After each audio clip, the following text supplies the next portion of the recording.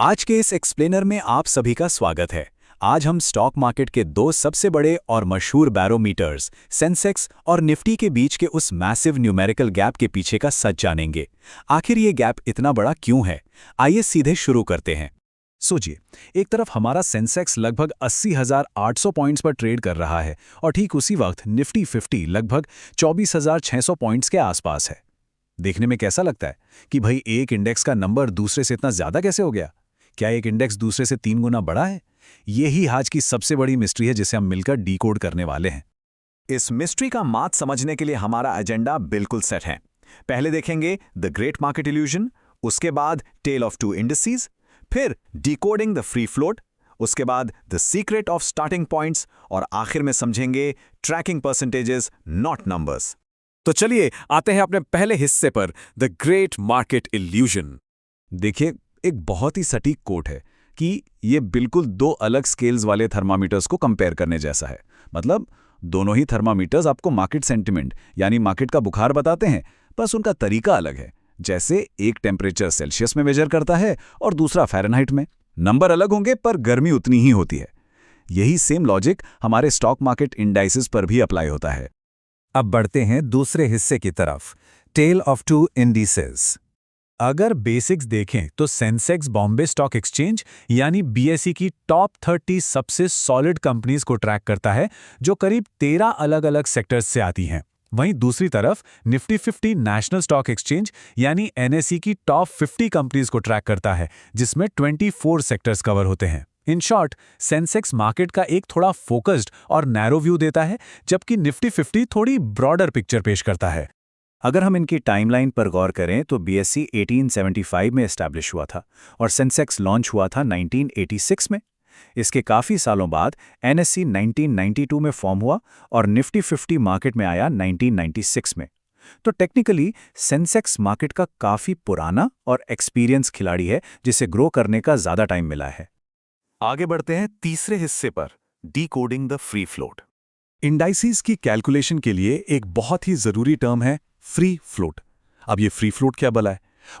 ये किसी भी कंपनी के शेयर्स का वो परसेंटेज होता है जो असल में जनरल पब्लिक के ट्रेड करने के लिए अवेलेबल होता है।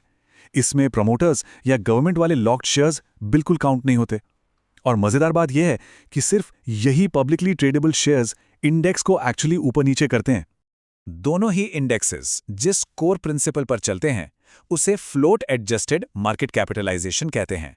बेसिकली इसमें टोटल मार्केट कैप को इस फ्री फ्लोट फैक्टर से मल्टीप्लाई कर दिया जाता है। क्यों? ताकि शेयर्स की सिर्फ वही रियल वैल्यू निकल कर आए जो डायरेक्टली स्टॉक मार्केट में खरीदी और बेची जा रही है। और फिर ये सारी कैलकुलेशन एक मास्टर फॉर्मूला में जाती है। इंडेक्स वैल्यू निकालने का सीधा सा तरीका है, total free float market cap को बेस मार्केट कैप से डिवाइड कीजिए और फिर उसे बेस इंडेक्स वैल्यू से मल्टीप्लाई कर दीजिए। यहाँ इस बेस शब्द पर थोड़ा ध्यान दीजिएगा, क्योंकि यही वो टर्निंग पॉइंट है जहाँ सेंसेक्स और निफ्टी एक दूसरे से पूरी तरह अलग रास्ता पकड़ लेते हैं। चलिए आते हैं चौथे और सबसे क्रूशियल हिस्से पर, the secret of starting points. यहीं पर आपको सारा राज समझ आएगा। सेंसेक्स का बेस ईयर था 1978-79। उसकी बेस वैल्यू सिर्फ 100 रखी गई थी और बेस मार्केट कैप था करीब 2501 करोड़ रुपए। वहीं निफ्टी का बेस ईयर काफ़ी बाद में यानी 1995 में सेट हुआ और उसकी बेस वैल्यू 100 के बजाय सीधे 1000 रखी गई, जिसका बेस कैप था 2.06 ट्रिलियन रुपए। मतलब सेंसेक्स ने बहुत जल्दी और बहुत ही छोटे नंबर यानी सिर्फ 100 से शुरुआत की थी। कंपाउंडिंग और मैथ्स का जादू देखिए। इस छोटी शुरुआत और एक्स्ट्रा टाइम ने आज सेंसेक्स को एक मैसिव 80,000 के आसपास पहुंचा दिया है।